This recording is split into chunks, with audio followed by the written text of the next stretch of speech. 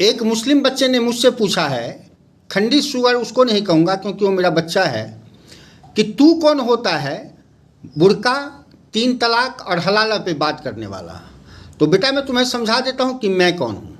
सबसे पहले तो मैं एक सिविलाइज्ड पर्सन हूँ इस देश का, जो हमेशा बुराई के अगेंस्ट खड़ा रहता है।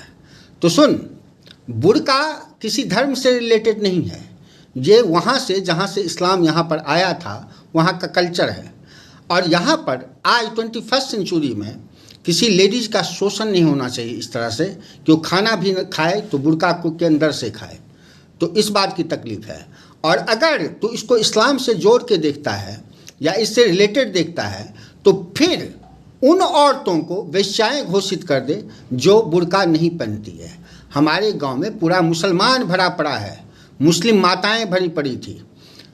किसी भी मुस्लिम माता को जब देखता था तो माँ की फीलिंग आती थी, बहन की फीलिंग आती थी, और आज भी आती है। एक वाक्य बताता हूँ। एक तालाब है मेरे गांव में जिसमें एक साइड मुस्लिम बहनें नहाती है। मैं 9th में पढ़ता था, एक मुस्लिम आंटी नहा रही थी। नहा के जब वो कपड़े चेंज कर रही थी ना, तो उनके पीछे का पोर्शन दिख गया कुछ ऐसे ही। तो वहाँ पर एक मुसलमान लड़का खड़ा था जो मुझसे छोटा था, वो शायद 5th-6th में पढ़ता होगा। उसने कहा, देखो दीपक भैया, देखो दीपक भैया, इसकी डैश दिख रही है।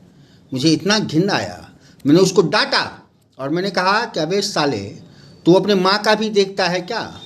संजोग से वो मुस्लिम आंटी सुन गई मेरी भी बात और उसकी भी बात। उनके आंखों में आंसू आ गया और उन्होंने कहा कि ये देखो हिंदू का क्या संस्कार होता है, और इन लोगों को सिर्फ सिखाया ही जाता है औरतों को कैसे यूज करना है, इसलिए पिछवाड़ा देख लेते हैं, अगवाड़ा देख लेते हैं। और रोना शुरू कर दी थी उस माता ने। तो इसलिए बुर्का यहाँ ज़रूरी नहीं है, अपने नेचर पे कंट्रोल करो। 3 तलाक और हलाला, तुमने देखा होगा बेटा, किसी भी शहर में, किसी भी देश में शराब की दुकानें भी होती है, वेश्यालय भी होती है, रेड लाइट इलाका होता है। लेकिन ये शराब की दुकान और रेड लाइट इलाका ना किसी सिविलाइज सोसाइटी में नहीं होता है। सिविलाइज सोसाइटी में अगर कोई कैरेक्टर लूज औरत भी आ जाती है ना, तो लोग उससे अपने बच्चों को बचा के रखते हैं। बात तो सही है, क्योंकि ये पवित्र भूमि है, यहाँ पर इस तरह का दुष्कर्म पाप समझा जाता है। मेरे गांव में कहा है ना कि बहुत सारे मुसलमान हैं, लेकिन किसी को ये हलाला डलाला पलाला कराते हुए नहीं देखा और न सुना कभी, क्योंकि वो सिविलाइज्ड हैं।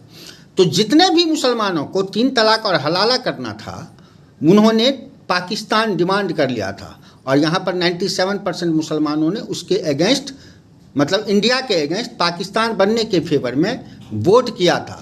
450 सीट में से 425 सीट मिले थे मुस्लिम लीग को, क्योंकि उनको पता था कि इन हिंदू के या नॉन मुस्लिम के सिविलाइजेशन को हम लोग खराब नहीं करना चाहते। ठीक है, तो पाकिस्तान एक छोटा सा टुकड़ा जो भारत का एक पवित्र भूमि का टुकड़ा था, हमने पाप करने के लिए दे दिया। समझ में आ रहा है ना? वहाँ पर जो करना है करो। हमारे देश में इसलिए सूट नहीं करता है क्योंकि हमारे देश में सिविलाइज लोग रहते हैं। बात सुन, 40% जो औरतें हैं ना, वो सेक्सुअल रिलेशन नहीं बनाना चाहती है अकॉर्डिंग टू साइकोलॉजी, लेकिन वो माँ बनना चाहती है, इसलिए सेक्सुअल रिलेशन बनाती है।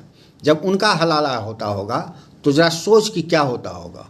और 20% औरतें ऐसी होती है जो मल्टीपल रिलेशन बनाना चाहती है। ऐसा नहीं होता कि सिर्फ जेंट्स ही मल्टीपल सेक्सुअल रिलेशन बनाना चाहते हैं। 20% औरत जो है ना, मर्दों से कई गुना ज़्यादा सेक्सुअल होती है और मल्टीपल रिलेशन बनाना चाहती है। वो हिंदू भी हो सकती है, मुसलमान भी हो सकती है। तो वो मुसलमान अगर होगी तो उसको मल्टीपल रिलेशन बनाने में कोई दिक्कत नहीं है, उसी को तुम धर्म कह देते हो। दिक्कत ये है कि जो हिंदू में इस तरह की लड़कियां हैं ना, वो इसलिए जाना चाहती है, मुसलमान बन जाती है, क्योंकि उसको वहाँ पर चांस मिल जाता है मल्टीपल रिलेशन बनाने का। क्योंकि यहाँ पर जाएगी तो देवर उसको माँ समझेगा, ससुर उसको बेटी समझेगा, जेठ उसको छोटी बहन समझेगा।